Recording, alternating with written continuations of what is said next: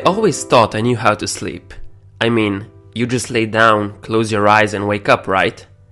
Yeah, it turns out it's not that simple.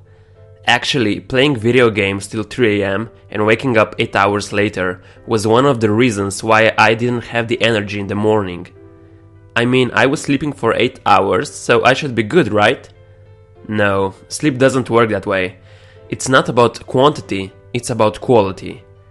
In this video, I'll be giving you 7 tips on how you can upgrade the quality of it. Most of us view sleep as a no-brainer, so we scrape by with as little as possible.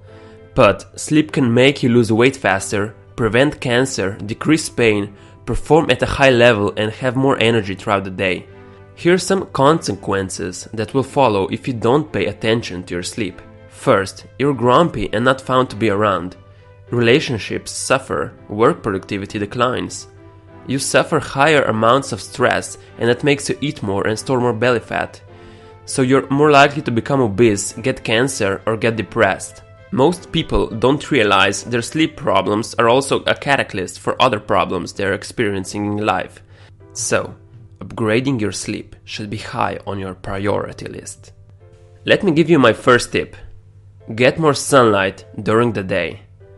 A great night's sleep begins the moment you wake up in the morning. Your sleep cycle or your circadian rhythm is heavily impacted by the amount of sunlight you receive during the day. That sunlight exposure triggers your body to produce optimal levels of daytime hormones that regulate your biological clock. Getting direct sunlight outdoors for at least half an hour has been shown to produce the most benefit. Too little light during the day and too much artificial in the evening will negatively impact your sleep at night.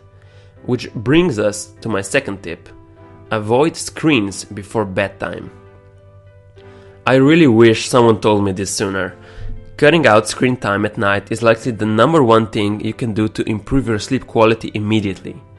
Computers, iPads, TVs, smartphones all emit blue light that can give you major sleep problems. That blue light disorients your body's natural preparation for sleep. And I know a lot of people that watch TV before bed.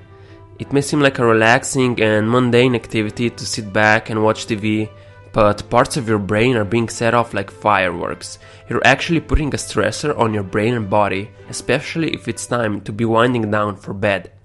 So, breaking the habit of using your electronic devices before bed can be a bit demanding, but also one that's worth mastering. Replace your devices with an activity that you enjoy equally. For example, reading, music, good company, whatever fits you best. If you have to use a computer late at night, use a blue light blocker. There's a program called Flux that you can install and it turns your computer screen slightly more orange. I also recommend using blue light blocking glasses. I use them myself when I have work to do at night. Please note that even if you block all the blue light, your brain is still firing in all directions instead of shutting down for sleep. So, tip number 3, be cool. When it's time to rest, there is an automatic drop in body temperature, which has a big impact on our ability to sleep. So, optimal room temperature is 60 to 68 degrees Fahrenheit or 16 to 20 Celsius. Anything above or below will likely cause sleep problems. So, here's a cool trick. Take a warm bath 1.5 to 2 hours before going to bed. This may sound counterintuitive, but while your core temperature will increase from the bath, it will fall accordingly and level out a little cooler.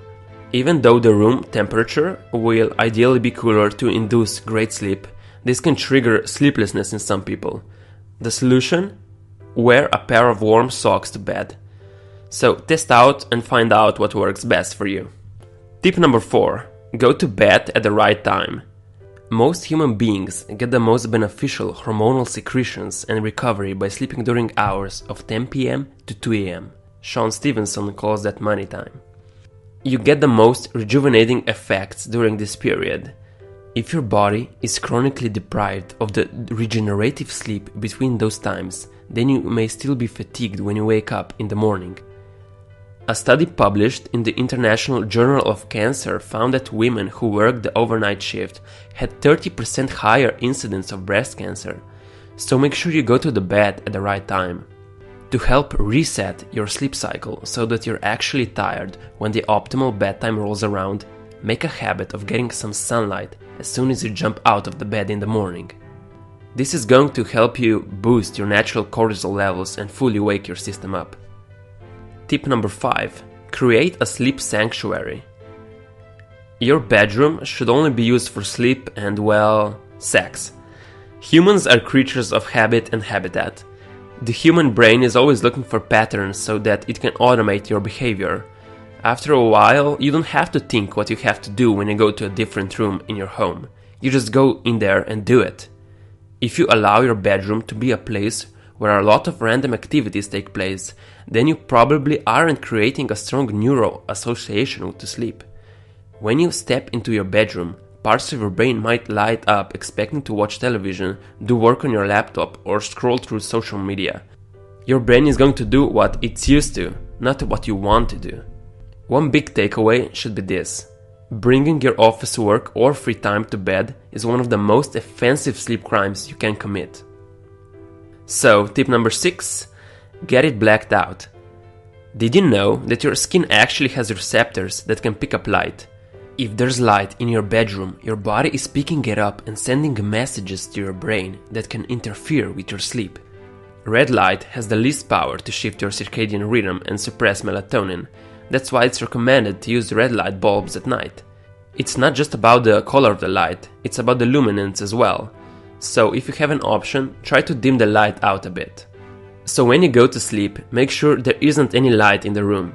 You shouldn't even be able to see your hand in front of you, that's how dark it has to be.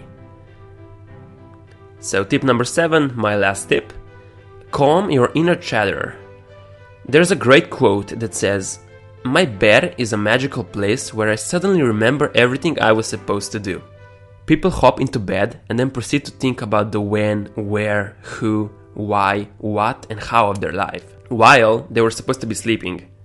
Sounds familiar?